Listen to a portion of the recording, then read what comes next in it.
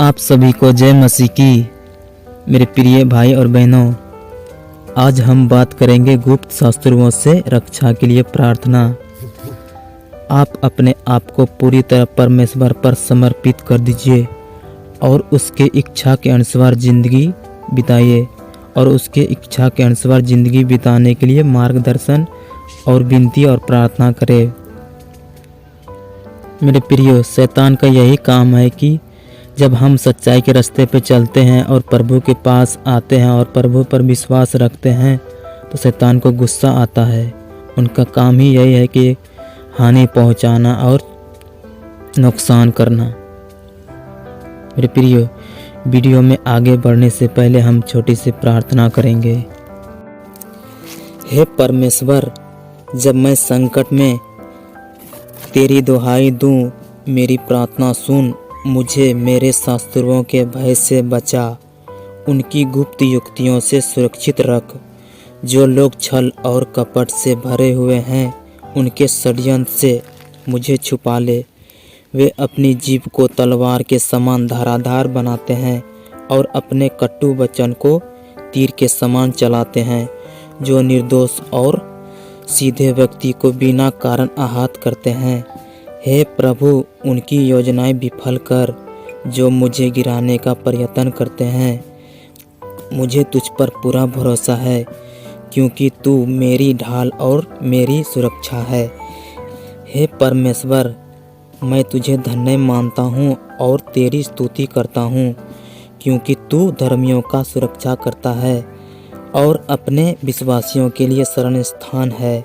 तुझे ही सदा महिमा और आदर मिले। ये प्रार्थना पिता, पुत्र, पवित्र आत्मा के नाम में मांगते हैं, आमीन, हालेलुया। मेरे प्रिय, चलिए हम आगे बढ़ते हैं वचन की ओर। भजन संहिता अध्याय 64 वचन 1 से लेकर 3 तक पढ़ेंगे। हे परमेश्वर, जब मैं तेरी दुहाई दूं तब मेरी सुन। शत्रु के उपजाए हुए भय के समान मेरे प्राण की रक्षा कर। कुकर्मियों की घोष्ठी से और अनर्थकारियों के उल्लड़ से मेरी आड़ हो। जिन्होंने अपनी जीभ को तलवार के समान तेज किया है और अपने कड़वे वचनों के तीरों को चढ़ाया है, आमीन। मेरे प्रियो, यहाँ पे ध्यान दीजिएगा। जब हम किसी प्रकार के शारीरिक, मानसिक या आत्मिक संकट में हो तो हमें दाऊद की तरह परमेश्वर को पुकारना चाहिए। यह पद हमें सिखाती है कि शत्रु केवल स्पष्ट रूप से नहीं बल्कि छुपे हुए रूप में भी हमला कर सकते हैं। हमें इनसे बचने के लिए परमेश्वर की ओर देखना चाहिए। हमें यह समझना चाहिए कि शब्द भी घातक हो सकते हैं। हमें न केवल दूसरों के कटु शब्दों से बचाना चाहिए बल्कि अपनी जीभ का भी उपयोग सावधानी पूर्वक से करना चाहिए। मेरे प्रियो, आप अपने जीभ को भी सावधानी से इस्तेमाल कीजिए।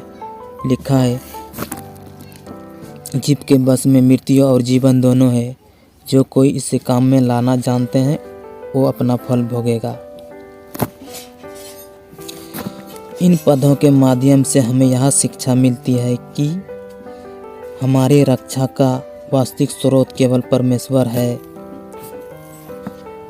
भजन संहिता 64 हमें यह सिखाती है कि संकट के समय परमेश्वर पर भरोसा रखना चाहिए, चाहे शत्रु खुले हो या गुप्त।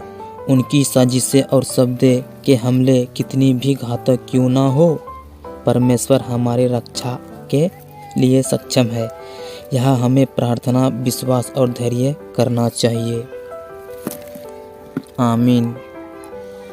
मेरे प्रिय, आगे और इसी तरह वीडियो देखने के लिए हमारे चैनल को सब्सक्राइब कीजिए